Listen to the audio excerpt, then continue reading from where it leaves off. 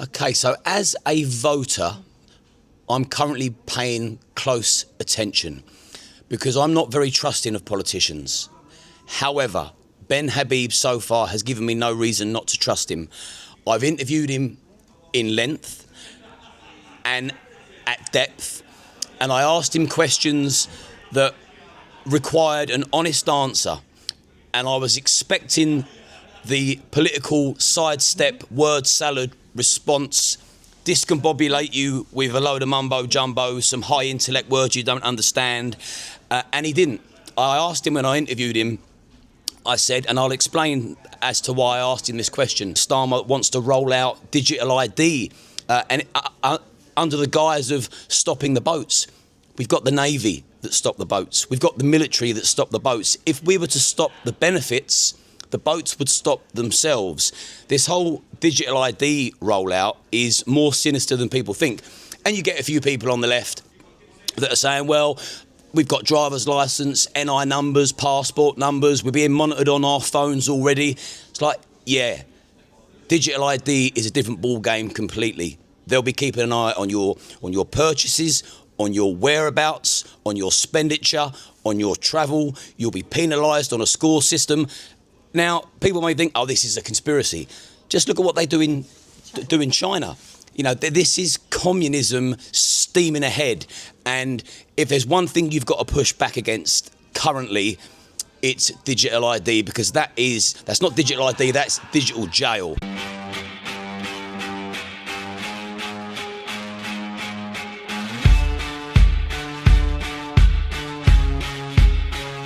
Liam, thank you for having you on our show, and thank you for being here in the morning. I know it's hard, but thank you so much. So I want to talk with you about, first of all, you are a very close friend to Tommy Robinson, and you hosted a lot of events before he went to jail, while he was in jail, and then afterwards on the big event on the 13th of September. Why are you supporting Tommy Robinson? Because he's a very controversial figure. Well, the thing with Tommy is, I'm not a fan, I'm a friend. So I know Tommy, I know Steve, Yaks. He's got many names, as we know, as people watching like to point out that try and hold something over him as if it's a crime to be known as multiple names. So I support him because I know him beyond the activism. I know his driving force, I know what makes him tick. He doesn't like to see injustice. He doesn't like to see people in pain, in misery. He doesn't like to see suffering. He's naturally protective over women and children, as every man in the world should be. And I just know the truth behind the tabloids and the lies. It kind of opened my eyes becoming friends with Steve, we'll call him for the sake of this interview, because I didn't know him during his EDL activism days. I was miles away doing my own thing. It was when he folded the EDL, me and him were talking about similar things on the internet, and one of us reached out to each other and we started talking, and then we met. But I also went down a rabbit hole and thought, okay, well, everyone seems to be saying he's racist and he's Islamophobic, which is a made-up word. But if he is racist, I can't be friends with him, because otherwise all my friends of different races, I'll be letting them down. So I'd done some research and I couldn't find a single racist thing he'd ever said or done.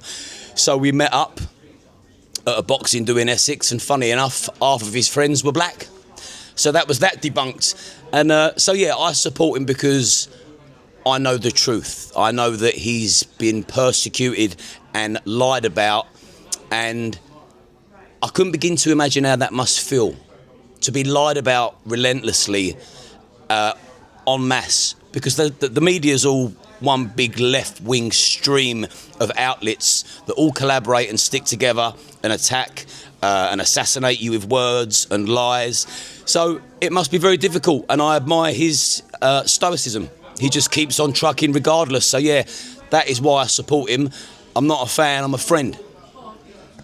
And talking now about what you said, that mainstream media tries to frame him as this far-right, racist, Islamophobic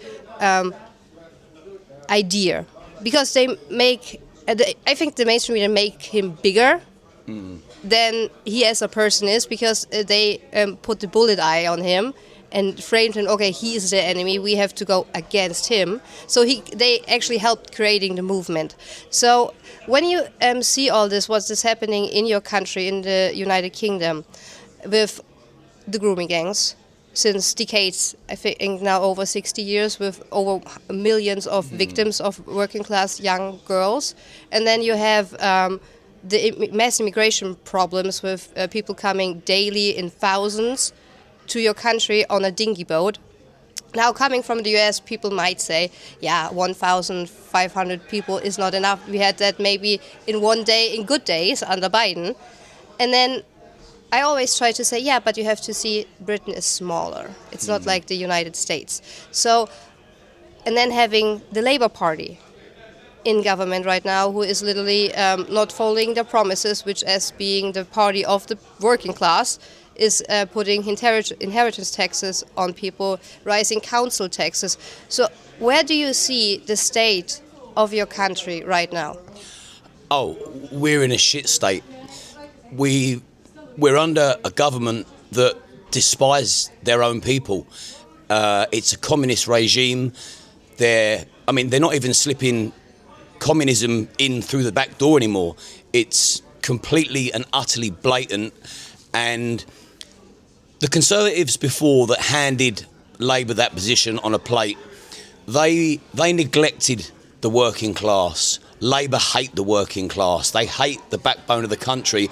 And the irony is, if we got sent to war, the very people they hate would be the very people they call upon to serve and fight for the country.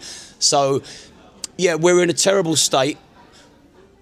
Anyone that sort of speaks out against the state, the elite, the establishment, even so much as words, thoughts even, in written format on X, formerly known as Twitter, you're being sent to jail. You're getting your door kicked in by the police at 5 a.m. You've got a media crew there to film the arrest, to put online, to scare the living daylights out of people of standing up and speaking against power. It's all done by design. The invasion of the country is done by design. We've now got Keir Starmer that wants to roll out digital ID under the guise of stopping the boats. We've got the Navy that stopped the boats. We've got the military that stopped the boats. If we were to stop the benefits, the boats would stop themselves. This whole digital ID rollout is more sinister than people think. And you get a few people on the left that are saying, well, we've got driver's licence, NI numbers, passport numbers, we're being monitored on our phones already. It's like, yeah, digital ID is a different ball game completely. They'll be keeping an eye on your purchases, on your whereabouts, on your expenditure, on your travel. You'll be penalised on a score system. Now, people may think, oh, this is a conspiracy. Just look at what they do in China. You know, this is communism steaming ahead. And if there's one thing you've got to push back against currently, it's digital ID, because that's not digital ID, that's digital jail. So, yeah, we're in a terrible state. And the sooner Starmer's out, the better. But we've got another 3 years of this maniac and that whole party. But even people in the Labour Party are sort of stepping aside from him because he's too left. He's so left, he's dangerous. Yeah, and then when you see you are literally the country of 1984. Like, you had Orwell writing about all this. And then sometimes you think about when you compare that, like, oh, that's Orwellish. Like, and people say, why you say that? Like, even the left side, they don't want to believe it, and they say you have to read Orwell. Now, when you say, hey, did you read Orwell actually, and really remembered what he wrote? Yeah, that's not the same. And I think the point what you said about digital ID is very important, because I was born in an Eastern German country, like, while the wall was still there, like, socialistic. Right. And it's so funny when you see our generation now is we all want all those freedoms, but if we want to put a little bit fear in it, we are so happy to sell our freedoms, but you can't ever get the freedom back if it's gone. So what is your opinion about that? We can't let fear control us. We really have to. Courage requires courage. But once you start building on that, it's a bit like jump starting a car. Vroom, you're off. So once you stand up and you start speaking out, you know, we've all been blessed with a voice. Use it. Your ears also to listen and get your information. And you got to differentiate between disinformation and information. So don't just go down a rabbit hole blindly. Use some critical thinking. But got to stand up to tyranny. We can't be governed by fear. And if we all stand up and rise at the same time, they can't suppress us all at once. They haven't got the manpower. So they're trying to drip feed the fear. They'll target big voices like we've seen. We've seen political prisoners made example of. Tommy, Lucy Connolly, rest his soul, Peter Lynch. Yep, whenever I think of him, I pause because I choke up because he took his life. He got sent to jail and lambasted and labelled a far-right thug. He was a father and a grandfather that just wanted a safer future for his country, and he got led to his death by that sociopath, Keir Starmer, and it's very sad. And what you meant about you have 3 more years. So we have now 2 parties coming. So we have the Reform UK, already established with some MPs. Under Nigel Farage. Yesterday, we both were at the launch of the Advanced Party under Ben Habib. And some critical voices would say, yeah, why did Ben Habib do this? He gonna split the vote of the Conservative. He even weakens us because divide and conquer and all that. But when you put Nigel Farage versus Ben Habib, what would you say is where you would vote the person? Like if it comes to you can vote either Reform or Advanced UK, and why is that? Okay, so as a voter, I'm currently paying close attention because I'm not very trusting of politicians. However, Ben Habib so far has given me no reason not to trust him. I've interviewed him in length and at depth, and I asked him questions that required an honest answer, and I was expecting the political sidestep, word salad response, discombobulate you with a load of mumbo jumbo, some high intellect words you don't understand, and he didn't. I asked him when I interviewed him, I said, and I'll explain as to why I asked him this question. I said, be honest, would you say you was naive, Ben, in a sense of street savvy, streetwise naivety? And he didn't flinch and he said, yes, I would say I am, because he wasn't born in a North London tower block. He doesn't know about postcode wars or gang culture. He's never had to walk down stairwells where there's some young girl with a needle hanging out of her arm. And I really admired that honesty. He didn't sidestep it or try and bullshit me. And that led me on to my next question, saying, well, do you think it's a good idea then that politicians in Parliament that got all their information from Eton, which is kind of a fantasy bubble anyway, it's not the real world, would you think it's a good idea to have a street-savvy advisor to advise you on these issues that you have the luxury of avoiding and being nowhere near? To which he said yes. So I've so far admired Ben Habib's honesty. He's not sidestepped anything. He's embraced the working class. Nigel Farage, I have to give credit where it's due. He's a phenomenal orator. He's politically savvy. He's business savvy. He's very astute. He'd done a great job with Brexit to a certain extent. We never really got the Brexit we voted for. He sort of bowed out at the last minute. But he's saying all the right things. A lot of people are clinging all their hopes onto him. I don't want to be responsible for dividing a vote either, so I'm keeping a close eye on both. But I've seen Nigel lie. I've seen and watched him lie on LBC about a friend of mine. So it's not like I'm reading The Guardian, then I'm reading the Mail and thinking which one's telling the truth. I know that Tommy was never convicted for assaulting a female, ever. In his life, nor in his wildest dreams would he do that. And Nigel said on LBC that Tommy Robinson has been convicted for assaulting a woman. Now, someone of his political persuasion and power. He knows about sound bites and hooks, and his sound bites travel. His position comes with great responsibility, and to tarnish somebody, a woman beater, is unforgivable in my mind and eyes. So for that, I've not got past that hurdle, because I tell you what I want as a working class man that loves my country, loves my people, respects the culture.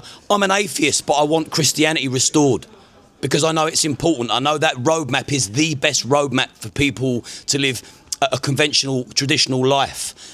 But I want to trust somebody in power.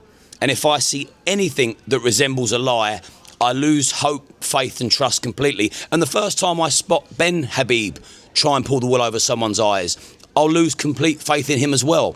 So it's not one rule for one and one for another with me. Everyone's the same. I expect them all to be held accountable. And the Farage fanatics out there, I get why you love him. I get why you're clinging all your hopes and prayers on him, because we've got Starmer in the big chair at the moment. No one wants that. But hold him to account. The flip-flopping that he's doing. 1 minute he's talking about remigration, mass deportations, then he's backtracking, then he's highlighting the Islamification of the UK, then he's saying the Muslim population is so big we're going to have to learn to work with them. Like, we want less Islam, we want more Christianity, we want more unity. As Ant Middleton said in a recent interview with me, he discussed the cultural umbrella. We don't mind other cultures, fine. We enjoy, we live, we learn, we embrace, we unite. But the British culture has to be the tip of the spear. That's the umbrella. You respect our values, which are predominantly Christian family values, and then the rest fits in its place, and it respects where it is and the law of the land. So that's a long-winded answer to your question, but I will, when the time comes to vote, I will vote for the man I trust the most that hasn't lied to me. I think that's very understandable, and especially the part what you said with Nigel Farage flipping around the mass deportation topic, because I listen very closely to what he says, because me from Germany, we have a lot of same problems with mass immigration, the Islamic overrun, and the decreasing Christianity in our country.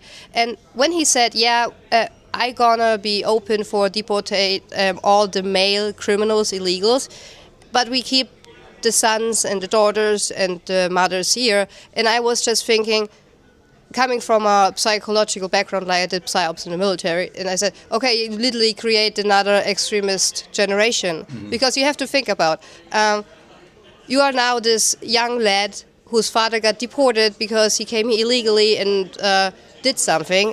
Not saying he raped something, just did something, so he got deported. You are now the bullied guy from all the people around because they knew your dad got deported. Mm. So don't you think he's literally creating another extremist thinking, because then they go back to extreme Islam, to the extreme of Islam, because they building this home. Hey, your father belonged to us. Come here, son. So they create the same mindset. And I don't know why Nigel Farage can't think that far. What do you think about that? Well, not only that, that's a great point that you made, but also accountability. So let's just say you've got a father who's a criminal. He's a foreign criminal. He's a migrant. He's a guest in our country. So you're now responsible for your family's visa. All of you. If you make one mistake, you all go.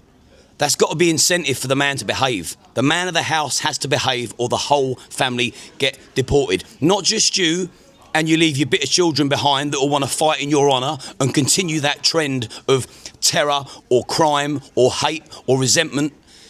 If the man of the house messes up, doesn't play the game, doesn't abide by our rules, breaks the law, they all must go. It makes perfect sense. We can't afford to. Don't forget. The son of the criminal has got his father's DNA. Yeah. He's 50% of his father. So the chances are he's going to be very much like him. So we're just going to let the stragglers grow to hate us even more, like we're importing people that fucking hate us. So yeah, it's a ridiculous policy.